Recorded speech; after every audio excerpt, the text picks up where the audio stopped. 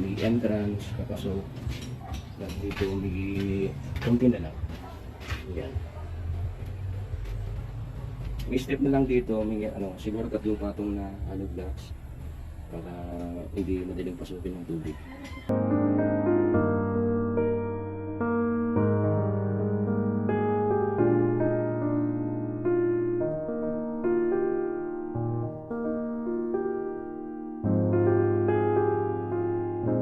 Pesto. Kasi may pesto na kami dito. Saka malayo na to doon sa sa sentro ng magagandang doon. Gaya ng perya. Yung dagsa ng tao doon sa perya. Dapat daw magbayad kami ng 1.6. Tama ba yun? Hindi kami nag-avail nung pinapa-avail nila. Nag-post pa sila sa Facebook. Tapos dapat magbayad daw kami kasi nagtitinda kami.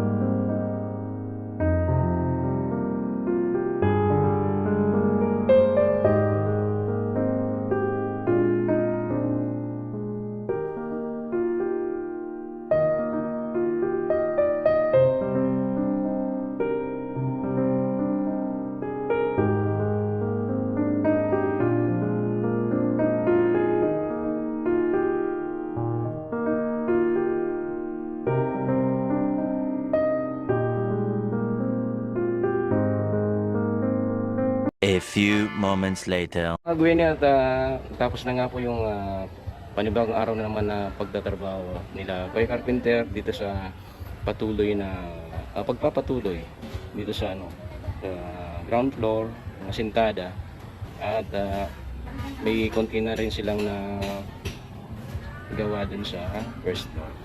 Yan, tingnan natin.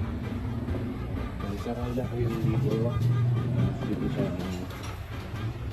may entrance, kapasok, at dito may konti na lang. Yan. May step na lang dito, may siguro 3 patong na blocks para hindi madaling pasukin ng tubig papunta sa ganito. Ayan.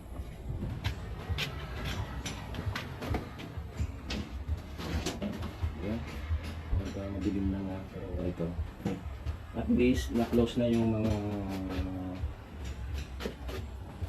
pwedeng daanan ng hindi nasa ng tao kapag gabi. Kasi delikado yung open space dito noon.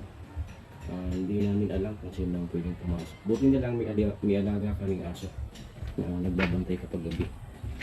Ayun, kahit paano matatakot din silang basta lang pumasok dito sa loob. Kaya ito yung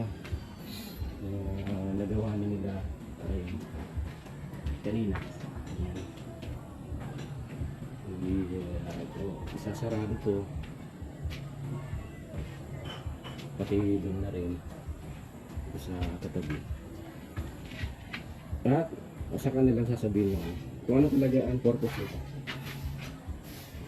At least nagkakamukha na yung project, at hindi na muna namin sasabihin kung itong part na to para sa anong ilalagay. Ayan, para kung may abangan kayo mga Gwenny dito sa pagpapatuloy na paggawa dito sa project sa harap ng bahay ni Gwen. Ayan. At sana hindi mo na mamaya kasi hindi na naman yung mga pupuntang tao na lalo na may sinasaraduan ko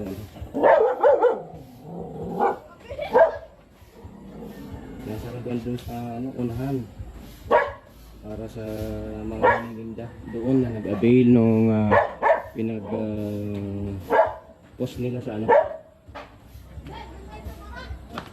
post nila sa Facebook na kung sino ra yung mag-avail ng may pintura, yun ang magbabayad ng upa 800 kada square. Hindi kung dalawang i-avail mo 1.6. Ayun. At hindi na kami naabot nung ganun. Kaya lang may taga munisipyong nagano dito sa amin na dapat magbayad daw kami, na kung isipin ay mali naman kasi hindi naman kami nag-avail nung pwesto, kasi may pwesto na kami dito.